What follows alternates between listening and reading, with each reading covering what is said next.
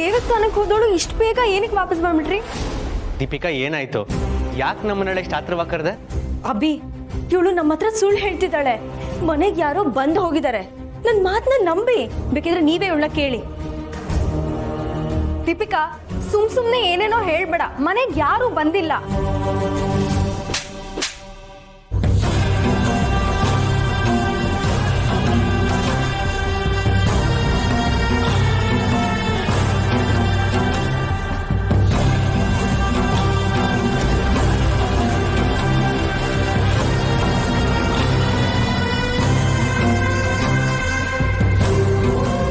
ಸುಳ್ಳು ಹೇಳ್ತಿದ್ಯಾ ನೀನು?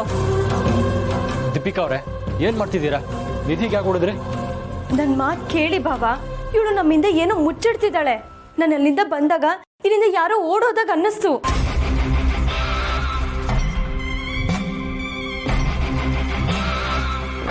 ಇವಳ ಮೇಲೆ ಅನುಮಾನ ಇದ್ದಿದ್ದಕ್ಕೇನೆ ದೇವಸ್ಥಾನದಿಂದ ನಾನು ಇಮಿಡಿಯೇಟ್ ಆಗಿ ಬಂದಿದ್ದು. ಅಲ್ಲ ದೀಪಿಕಾ, ನೀನು ಯಾವ ಆಧಾರದ ಮೇಲೆ ನಿಧಿ ಮೇಲೆ ಇಷ್ಟೊಂದು ಅನುಮಾನ ಪಡ್ತಾ ಇದೀಯಾ? ಮಾವ, ನೀವ್ ಎಲ್ಲದಕ್ಕೂ ಆಧಾರ ಕೇಳಿದ್ರೆ ಹೇಗಾಗುತ್ತೆ ಹೇಳಿ? ಇದೇ ರೀತಿ ಶಾರ್ವರಿನೂ ನಮ್ಮದ್ರಿ. ಈಗೇನಾಯ್ತು? ಇವಳ ಮೈ ಮೇಲೆ ಅರಿತಿರೋದು ಅದೇ ರಕ್ತ ಅಲ್ವಾ?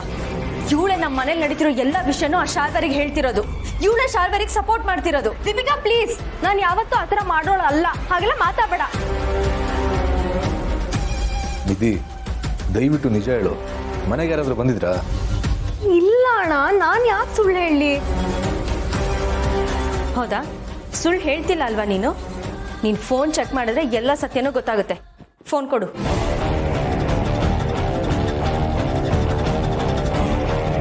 ಇಲ್ಲ, ನಾನು ನನ್ನ ಫೋನ್ ಕೊಡಲ್ಲ. ನೀನು ನನ್ನ ಮೇಲೆ ಅನುಮಾನ ಪಡ್ತಿದ್ಯಾ ದೀಪಿಕಾ? ನಿನ್ನ ಅನುಮಾನಕ್ಕೆ ನಾನು ಏನಕ್ಕೆ ಸೋಲ್ಬೇಕು? ಏನಿದೆ ಇದು? ಫೋನ್ ಕೊಡು, ಈ ಅನುಮಾನ ಎಲ್ಲ ಕ್ಲಿಯರ್ ಮಾಡು. ಇಲ್ಲ ಬ್ರೋ, ಇವಳು ಅನುಮಾನ ಪಡ್ತಾಳೆ ಅಂತ ನನ್ನ ಪ್ರೈವಸಿನ ನಾನು ಏನಕ್ಕೆ ಬಿಟ್ಕೊಡ್ಬೇಕು? ನನ್ನ ಫೋನ್ನ ನಾನು ಕೊಡಲ್ಲ. ಯಾಕೆ ನಿಧಿ, ಮನೆಗೆ ನಿಜವಾಗ್ಲೂ ಯಾರಾದರೂ ಬಂದಿದ್ರಾ? ಏನ್ ಬ್ರೋ ಇದು? ನೀನು ನನ್ನ ಮಾತು ನಂಬಲ್ಲ ಅಲ್ವಾ? ನಿಮಗೆ ಯಾರಿಗೂ ನನ್ನ ಮೇಲೆ ನಂಬಿಕೆ ಇಲ್ಲ ಅಂದ್ರೆ ಹೇಳಿ, ನಾನೇ ಈ ಮನೆ ಬಿಟ್ಟು ಹೊರಟೋಗ್ತೀನಿ. ನೋಡಿದ್ರ ಎಷ್ಟು ಸುಳ್ಳು ಹೇಳ್ತಿದ್ದಾಳೆ? ಅವಳ ಫೋನ್ ನೋಡಿದ್ರೆ ಅವಳ ಬಣ್ಣ ಎಲ್ಲ ಬಯಲಾಗುತ್ತೆ. ಫೋನ್ ಕೊಡು ನಿಧಿ. ಫೋನ್ ಕೊಟ್ಬಿಡು ನಿಧಿ. ಇಲ್ಲ ಬ್ರೋ, ನಾನು ನನ್ನ ಫೋನ್ ಕೊಡಲ್ಲ.